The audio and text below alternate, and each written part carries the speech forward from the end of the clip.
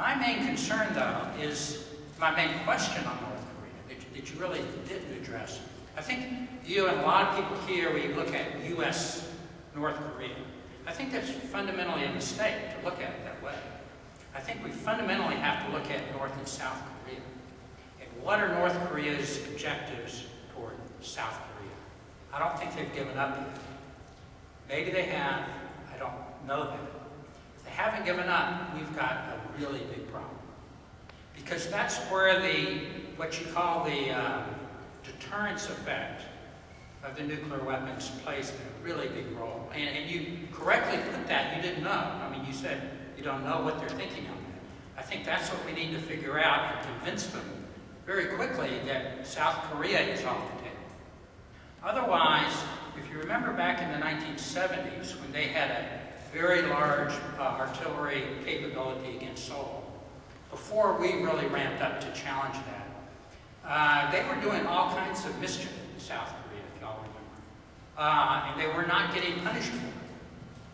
Later on, in the 80s, we showed that we could punish them for it, and they stopped. For the last 25 years, they've not monkeyed around in South Korea. I'm very afraid that once they get that nuclear deterrence, they don't want to use nuclear weapons. They never will. But I can imagine the South and us being a lot more nervous, pricking at them if they've got nuclear weapons behind them. So if they're still thinking of the South, what I mean is unifying the country. It's a rivalry. I don't think the Peninsula can tolerate two different regimes on the same peninsula. That rivalry, until that's defanged, I think requires a much more aggressive standpoint, of course, from our side. Your last point on the engagement part, I quite agree. I think we should engage them right up front with this, but not on sanctions. I think the sanctions, I'm an economist, I've been watching these sanctions, frankly, they don't work. And the North Koreans know that, they probably want more sanctions. That's the bet, that's what they've seen coming at them forever. I would change tactics. I would say, you're in danger, your regime is in danger. We're not going to overthrow you, but you're in danger of being overthrown. Moreover, we need a preemptive different kind of military in South Korea that can hit them really fast, really quick, in pinpoint, not a massive nuclear attack on them, but they need to learn that we mean business. And I'm afraid this 25 years, we've never shot at them, we've never really done anything tough to them, and they've got inured to that. So it seems to me we could get much more up front, much more provocative, show them that, if they're thinking of South Korea, it's not going to work. Thank you. Bill? So there was a lot there. I'll pick up just a couple of points. The sort of strategic objectives of the DPRK. I have assumed, and I can't defend this assumption, but I have assumed that their long-term objective is the unification of the Korean Peninsula under a regime centered in Pyongyang. I assume that's their strategic long-term objective. In the middle to short term, they would like sanctions lifted. I'm pretty sure of that, even though I probably am very close to your position about the impact of sanctions in terms of their, quote, economy. But I think they'd like sanctions lifted. I'm certain that they would like USROK military exercises first tuned down and then stopped. I know that they would like that. I think they would like to, as we used to say, to drive a wedge between Seoul and Washington. They'd like to loosen the alliance if they could. And I think that the question about how we should deal with the North under these circumstances. I came out in my remarks in favor of an early effort at engagement. But a fair question that comes from your comments is, if that doesn't work, then what? And I don't have a good answer to that other than containment. And I mean, there are other words for containment, but essentially that means maintain a sanctions regime of some kind, keep the dialogue with Beijing operating so that you get some support for the implementation of that sanctions regime, continue the exercises, make sure that the alliances between a mutual security treaty between Japan and the United States and the bilateral alliance between the ROK and the United States are strong and viable, and do that through intensified consultations to deal with contingencies which may arise. That's the kind of thing I would imagine. But I'm just saying I'd like to try engagement initially to see whether it could go anywhere.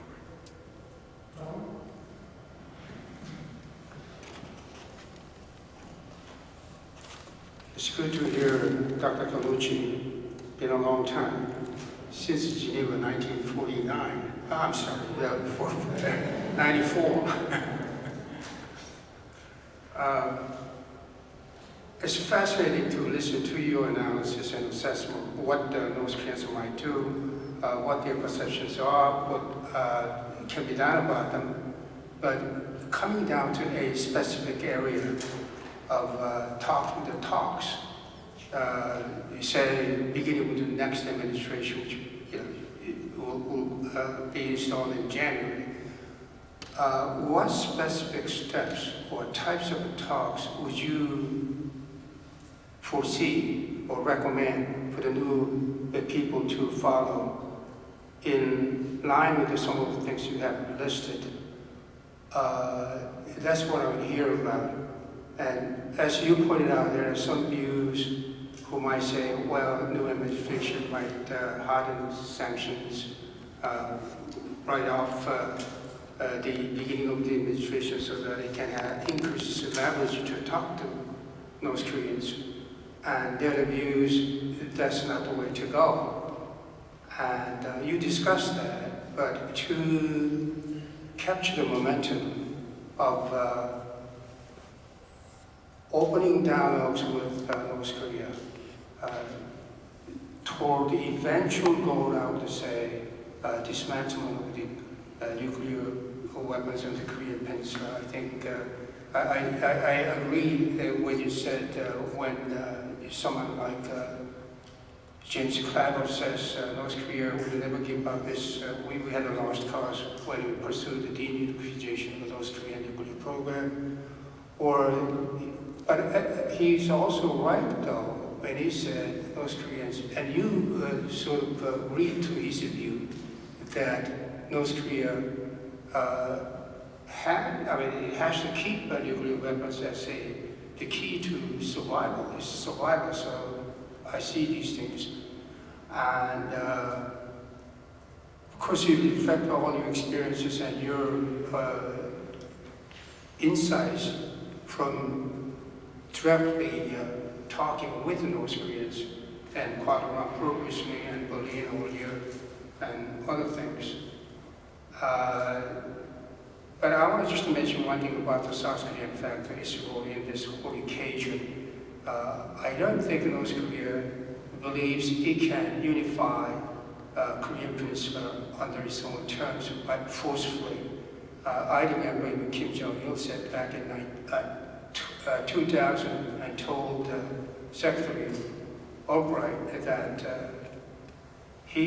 North Korea would be opposing to any unification by system, either by South Korean terms or North Korean terms. And that has been a lot of evidence that, number one, I think because they know they cannot unify South Korea.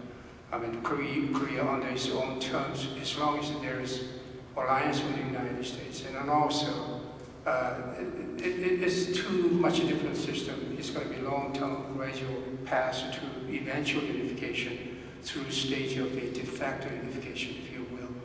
And and commitment to maintenance of peace communications on both sides and exchanges and mutual cooperation, what have you. The sort of the things that they agreed to during the liberal administrations of South Korea under Kim Dae-jung and Roh Moo-hyun. And but I think we heard the report, and your team from Colorado are busy writing up a report on the result of your talks as a recommendation to the incoming administration or a transition team. And how is that coming along also? And what would you be your specific recommendation for the next administration to follow? We don't still know, but there is a view if Clinton gets elected tonight, that she's going to take a harder, ironically, not like her husband, which when he was in the White House, everything was proceeding really well. If there was no war and Florida problem, he wouldn't go to Pyongyang, and Wendy Sherman, who also turned out very, the hot line on now. And but one more thing, I think it is also pertinent to discuss the Chinese role, China factor. Joe Blasco is here, but I think some are really concerned. It's not Middle East anywhere else, war with Russia, but it's going to be Korean Peninsula. And the real problem U.S. foreign policy will face will be how we're going to deal with China regarding the North Korean situation. So, a couple of things from your comments. Thank you for them. I have a tendency to want to warn about expectations for Beijing's role in solving this problem. My concern is twofold. One, that the Chinese have up till now figured out that while they are not pleased with everything that Pyongyang does, they are not sufficiently displeased that they are prepared to support sanctions which might in fact cause such pain that it would destabilize the regime. So there's a kind of thermostat operating here on the role that the Chinese will play, and it seemed to me from as far back as 1993 and 94, when I was sent to Beijing a number of times with the task of enlisting the Chinese to use their influence in Pyongyang. The second reason why I'm a little hesitant is, and there's a phrase that's in my mind, and that is that we should not take the biggest, arguably the biggest and most important international security issue in the Asia-Pacific region and subcontract it to our major rival in the Asia-Pacific region. In other words, we should take the leadership on this and not the Chinese. That we will not do ourselves proud. We Americans will not, certainly with our allies, if we defer to the Chinese to manage this. Getting their help, I do like. If we can get more of their help, I would like it better. But there's a limit to how far I wish to go in that direction. That's the first one. Second, I think I caught the question in there from Kuala Lumpur. Is there a connection to the new administration? We promised the representatives from the DPRK that we would come back and talk to people in Washington and share whatever we thought we had learned in terms of insights about the DPRK that the DPRK wished us to take away. We have been doing that. Lee Siegel, who lives and works in New York City and was the person who set the logistics for this meeting and put them in place, did do some writing and has shared that writing with various people. I have done some oral debriefing, and so we're trying to be good to our word that we gave in Kuala Lumpur, so Remember, this was a sharing of views and insights and not more than that. But whatever it's worth, we have done that. Thank you. Ian? Thank you, Kim. Mr. Ambassador, thank you for your remarks. It's very useful to hear people talk about what does North Korea actually believe, as opposed to necessarily what we see rhetorically and what we see in terms of their actions. I'm going to continue and ask you what you think North Korea thinks about some additional things.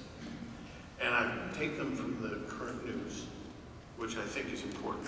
One, Josh Rogan writes in the Post this morning that any attempt to dramatically increase sanctions, because I would parenthetically say, I don't think the sanctions against North Korea are as bad as they are against Iran, or were, that he says the Chinese will really push back on that very hard, and it will get nowhere.